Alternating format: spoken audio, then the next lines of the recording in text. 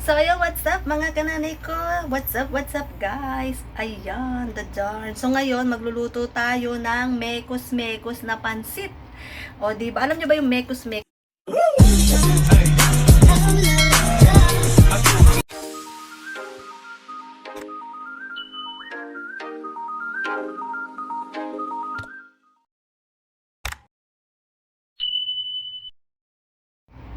So, ayun, what's up mga kananay ko?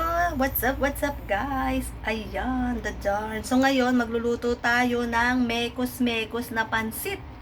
O, di ba? Alam nyo ba yung mekos-mekos na pansit? So, ganito yun. Paano nga ba gawin ang mekos-mekos na pansit? O, di ba? Syempre, ayan. Lutuin natin. Tara, sama kayo sa kusina.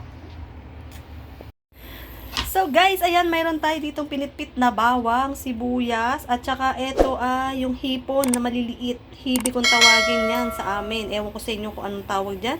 Basta yan ay hipon na maliliit na dried. Ayan, mga kananay ko, ayan, dito muna tayo. Mayroon tayo na parang upo to hindi ko alam yan. At saka ayan, may pechay, at saka mayroon tayong carrots, diba? At saka mayroon tayong bihon. So ayan mga kainay, tara magluto tayo ng mekos-mekos na pansit. Ayan guys, mainit ng ating mantika, pinainit na natin yan, at syempre magigisa tayo ng bawang. Ayan. Okay. You finish? Not yet. Aking alaga ay kumain ng prutas, kaya yan. So yan mga kainay, ano tayo ng bawang. Lakasan natin ng konti. Ayan, isusunod natin ang sibuyas. Ayan, syempre ganyan lang yan. Mekos-mekos nga, di ba? Mga ano yan, lutong hadalian. Ayan, hindi ko kailangang anuhin yung bawang bago ko ilagay ang sibuyas. Kasi habang pinipirito ko na siya, habang inigisa ko ganyan, syempre naluluto na ang bawang. Baka masunog, kaya yan na siya. Tapos, lalagyan natin ang ating hipon. Ayan, di ba? Mekos-mekos yan mga kananay ko. Ano yan pagkain namin ng aking alaga. So, ganyan ko lang siya lutuin. Okay, just wait I'm making something food for us. Ayan, o diba? Gisa-gisa na siya. At tapos, mekos-mekos nga mga kananay, lagyan na natin ating gulay. Ayan, o diba? Lagyan natin yan. Sabay na natin ang carrots. Yan ang tinatawag natin mekos-mekos na pansit. Masarap yan sa taong gutom. O, diba? Gutom. Ayan.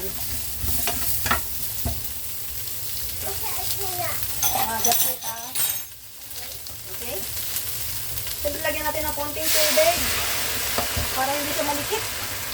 Ayan. Nagkalat na nga tayo. So, ayan ay lutong bahala na. At lutong bahala na. At para madalian, imekos-mekos na natin yan. Sama-sama na yan dyan. Ayan. O, diba? At habang yan iniluluto natin, ayan. Sayang. Tapos, sasabayan natin ng punas-punas sa kusina. Para hindi sayang ang oras. Diba? Lagyan natin ng konting tubig para maluto ang gulay. Tapos haluin. Ayan. Ay, nagkalaglag na naman. Ayan. Yan mga kananay ko. Ganito yan. Pagka ikay gutom na talaga, kahit ano na lang maisip mong pagkain na malulutong madali. What cannot? Ha? Cannot what? Ay, sorry. Ayan. Papakuloy natin siya. Diba? Habang pinapakulo natin yan, dito tayo. Ayan. Ayan. Tapos lipit-lipit tayo para ano. May binili nga pala akong repolyo. Gagawa tayo ng sabaw mamaya. Magsasabaw tayo ng may mais na baboy. Ayan. Pang mamaya naming hapunan yan. So, ayan. Diba? Ito yung bihon ko. Yung bihon ko ay binabad ko kanina. So, medyo nagtagal nga kami sa labas. Kaya naging ganyan na itsura niya. So, yan nga. Gagawa tayo ng ating At ayan, guys, nilagay ko na ang bihon. Sabi ko naman sa inyo, ay mekos-mekos nga ang tawag dito sa ating pansit. Ayan, di ba? Just wait, Tacheng. Tapos, guys, lalagyan natin pa ng konting tubig. Lalagyan natin ng tubig. Tapos, lalagyan na natin ng soy sauce.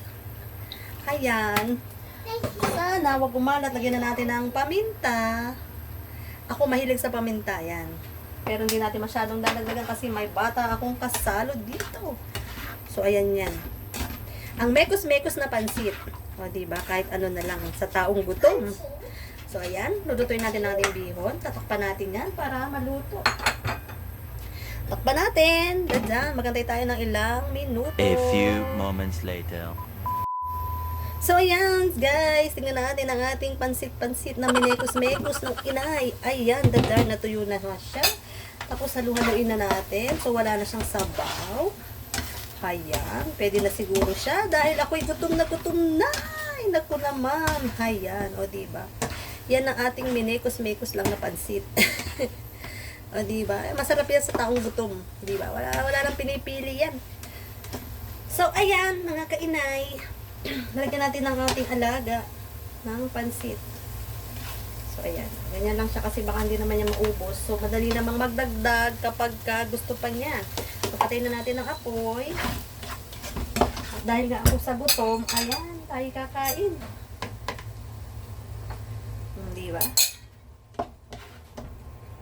Diba? Hindi halatang gutom. Oh, ha?